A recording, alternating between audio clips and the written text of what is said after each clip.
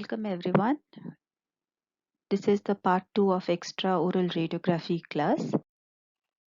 Coming to the radiography of the mandible, under that we have PA mandible, rotated PA mandible, lateral oblique projections, PA mandible. It shows the posterior anterior projection of the mandibular body and ramus. It is not suitable for showing the facial skeleton because of superposition of the base of the skull and the nasal bones.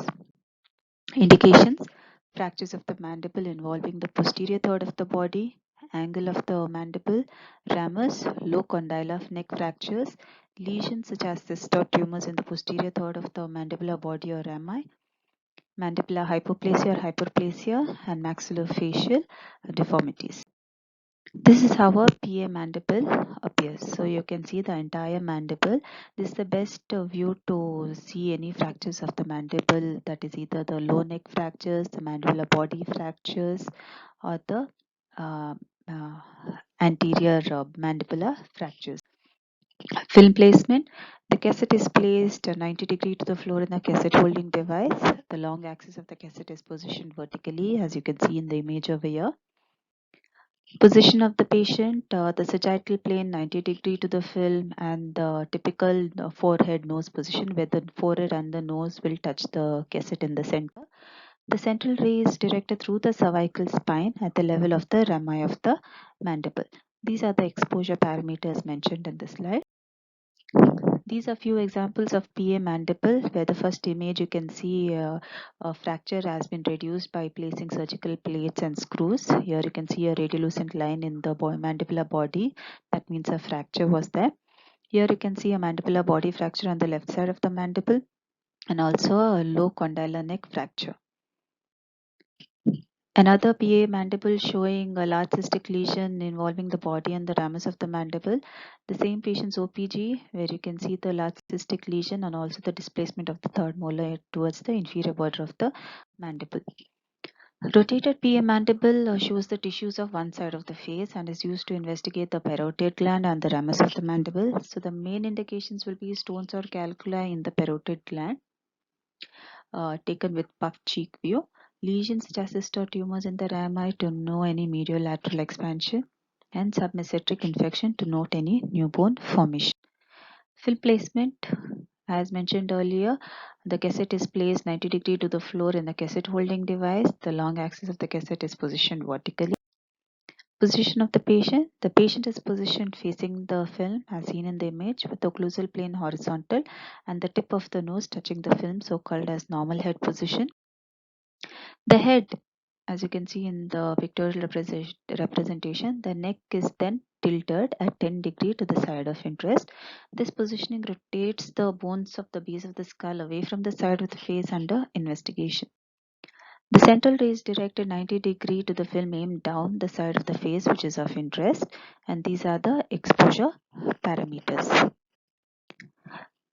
Next, this is how a rotated PA mandible appears. Only one side of the face can be readily seen. This is again another picture showing rotated PA mandible. Here you can see a xylography has been performed on this patient, and so you can see the structures, the ductal structures of the parotid gland, which are marked by these radio opacities. Otherwise, the parotid gland, salivary glands are cannot be seen on a radiograph. The introduction of a contrast medium makes these radiolucent structures visible to the human eye.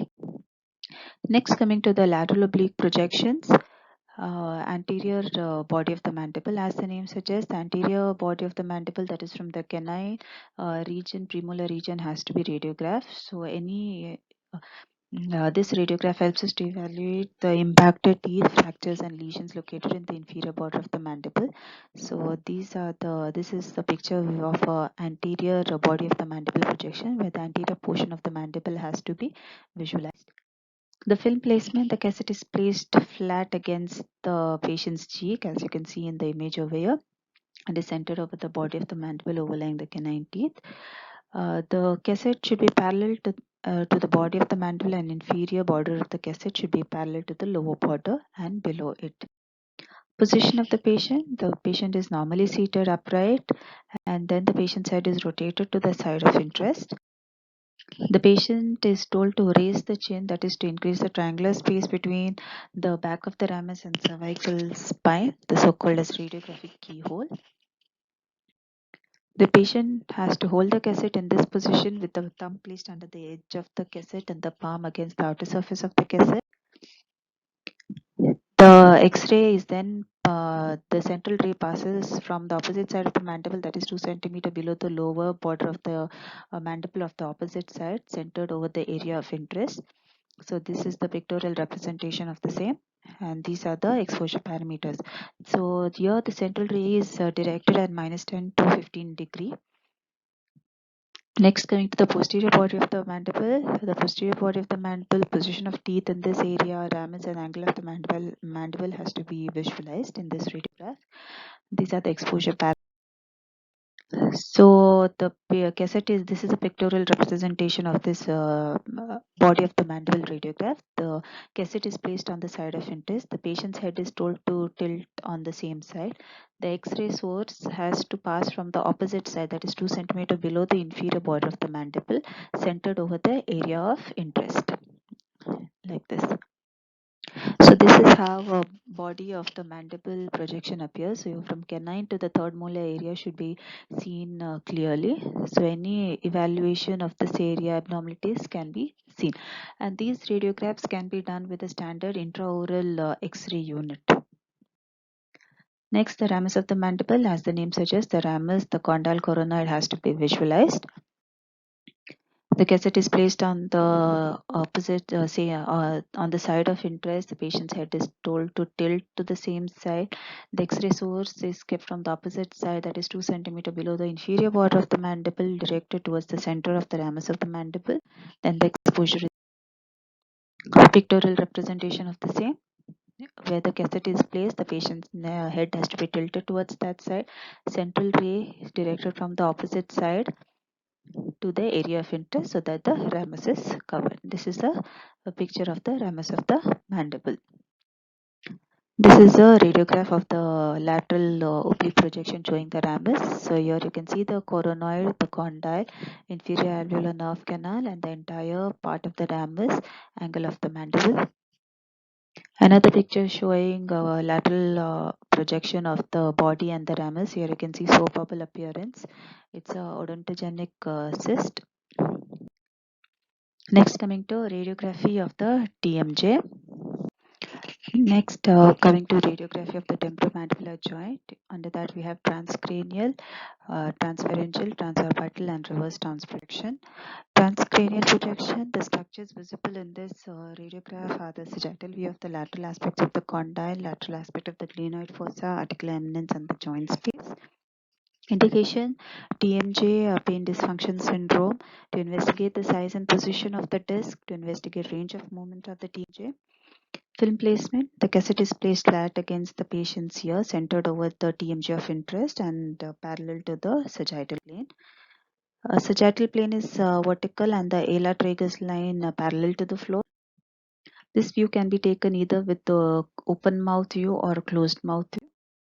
In an open mouth view, the patient mouth is open as far as possible, comfortably to the patient, and even a bite block can also be placed to stability, for stability. The procedure can be repeated for the opposite TMJ for comparison.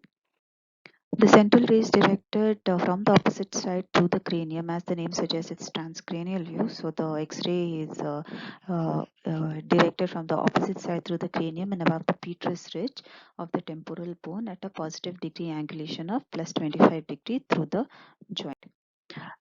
Three techniques are there. First is the post-auricular or Lindbaum technique. Here the point of entry is central ray is ½ inch behind and 2 inch above the external auditory meatus. The second is Grigog approach. The central ray enters through a 0.2 inch above the external auditory meatus. The third is the Gill's approach. Here the central ray enters through a ½ inch anterior and 2 inch above the external auditory matters. The diagnostic information obtained from the closed view gives us information about the joint space. Now this radiolucent area, what you can see on the slide, is the joint space. So information about the joint space, whether it's reduced or adequate, we can see. The position of the head of the condyle, the glenoid fossa can be readily seen, and any abnormalities related to the articular eminence can be readily visualized. The shape and condition of the glenoid fossa articular eminence on the lateral aspect can be visualized, and if a opposite side TMJ transcranial view is taken, both can be used for comparison. The information provided by open mouth view, what you can see is the condyle in open mouth position. The condyle has moved ahead from the fossa and is close to the articular eminence. So a comparison of the degree of movement of both this joint or sides can be seen. Next, coming to transpharyngeal, which is also termed as infracranial or McQueen-Dell technique. This view is a lateral projection of the sagittal view of the medial pole of the condylar head and neck, usually taken in open mouth position. The film is placed at the area of interest and against the patient's ear and centered to a point half-inch anterior to the external auditory meatus over the TMJ joint of interest against the facial skin parallel to the sagittal. The patient is positioned so that the sagittal plane is vertical and parallel to the film with TMJ joint of interest adjacent to the film. The occlusal plane should be parallel to the transverse axis of the film. The patient is instructed to slowly inhale through the nose during exposure so as to ensure filling of the nasopharynx with air during the exposure. The patient is asked to open the mouth so that the condyles move away from the base of the skull and the mandibular notch of the opposite side is enlarged. The central ray is directed at -5 degrees through the sigmoid notch of the opposite side. Exposure parameters are these. There's a Palmer modification. The lead-lined open-ended cone is removed and the tube head is brought close to the skin surface, producing magnification of the tube side structures and thereby reducing superimposition. So in the previous radiograph, what we saw was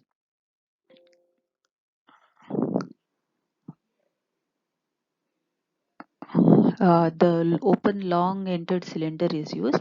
In Palmer modification, the open-ended cylinder is taken off so that the magnification of the tube structures are seen, thereby reducing superimposition.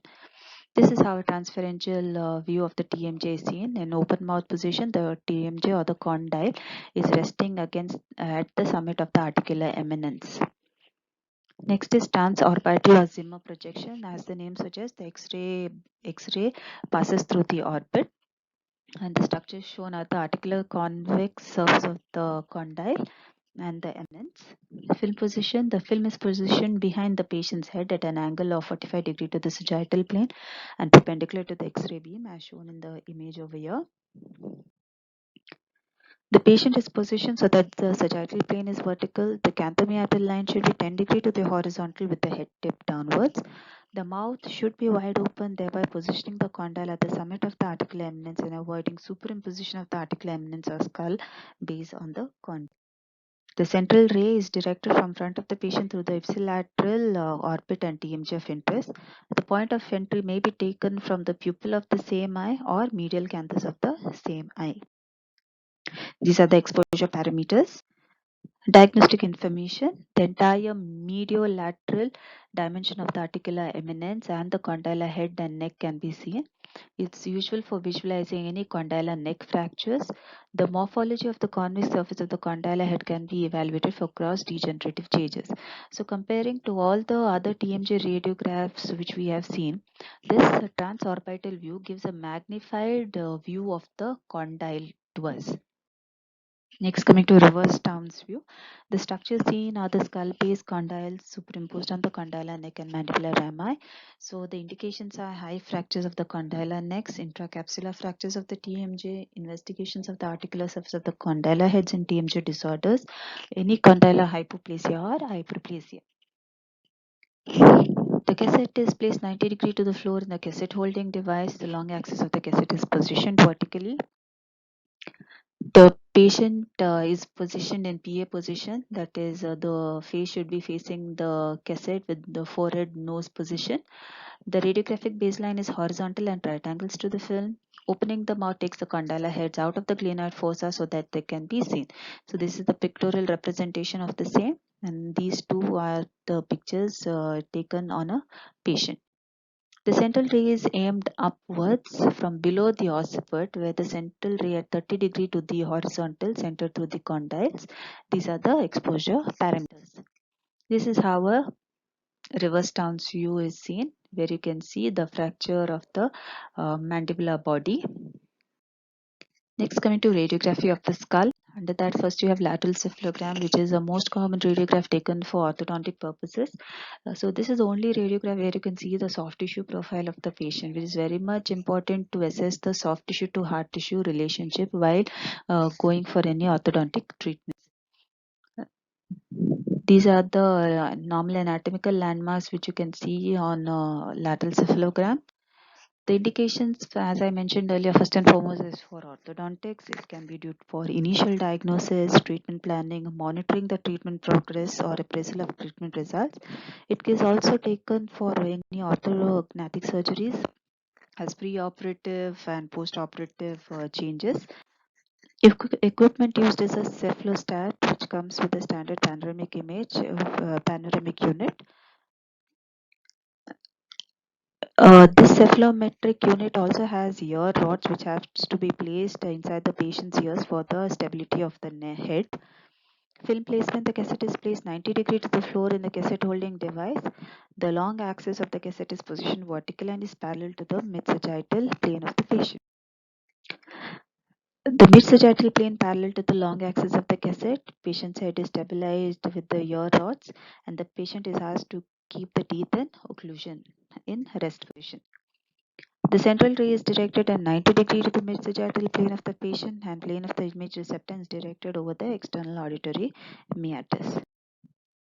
There's a wedge filter which is placed at the tube bed over the anterior aspect of the beam to absorb some of the radiation that passes through the soft tissue. This allows the soft tissue visualization of the patient's profile to us. These are the exposure parameters. This is how a lateral cephalogram appears. So apart from the skeletal structures, we can also appreciate the soft tissue profile of the patient. Next, coming to two lateral cephalogram, this projection shows the skull vault and facial skeleton from the lateral aspect. This view is used when a single lateral view of the skull is required, but not in orthodontics or in growth studies.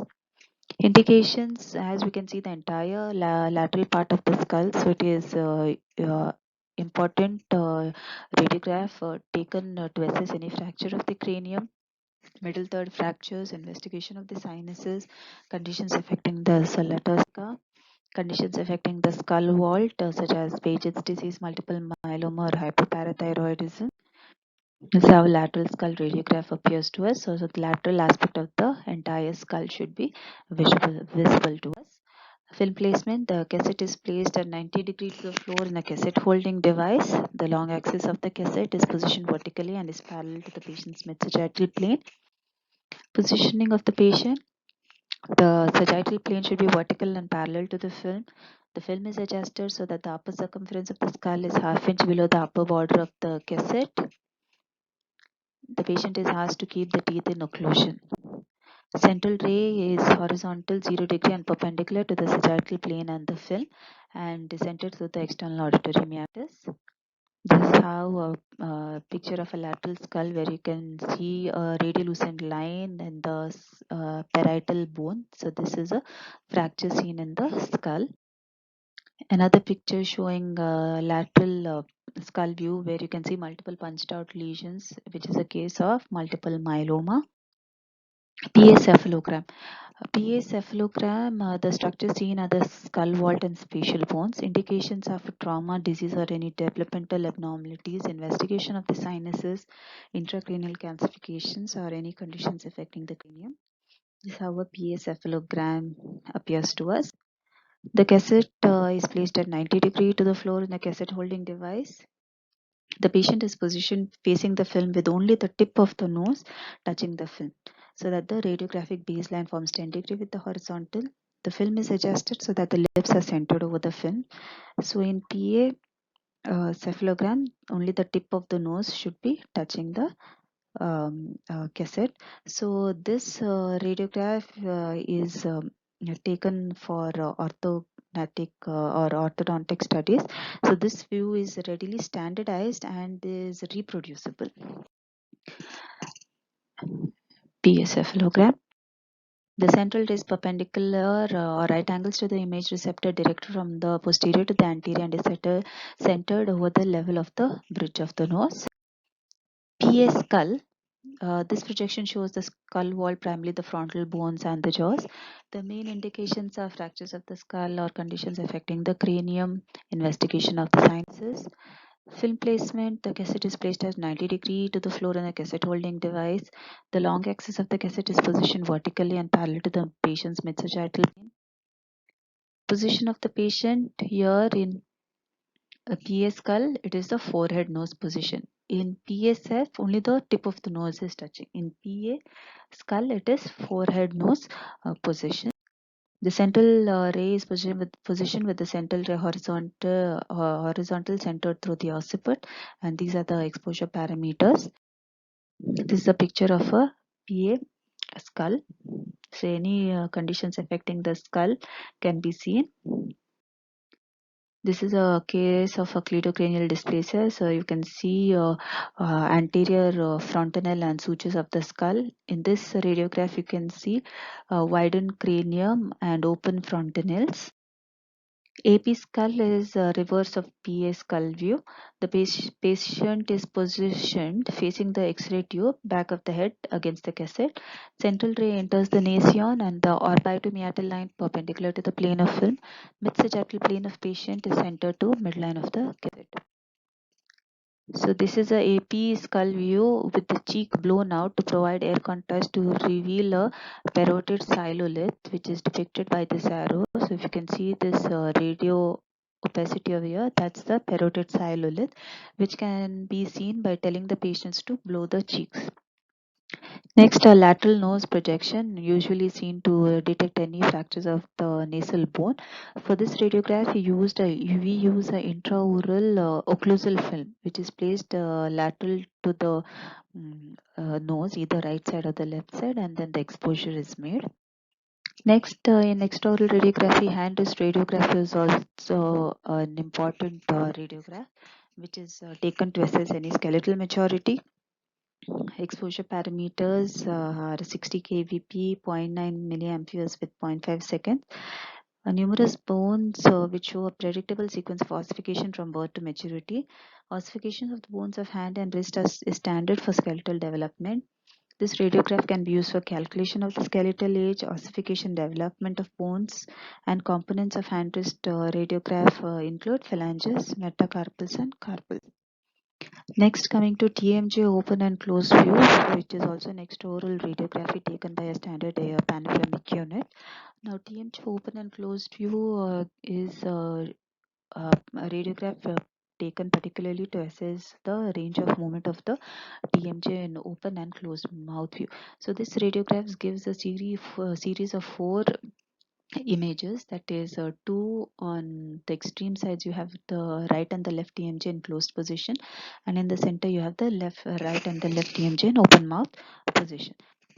So this is a normal TMJ open and closed mouth view. In closed view, the condyle rests in the glenoid fossa, and when the patient is told to open the mouth, the condyle rests at the summit of the articular eminence.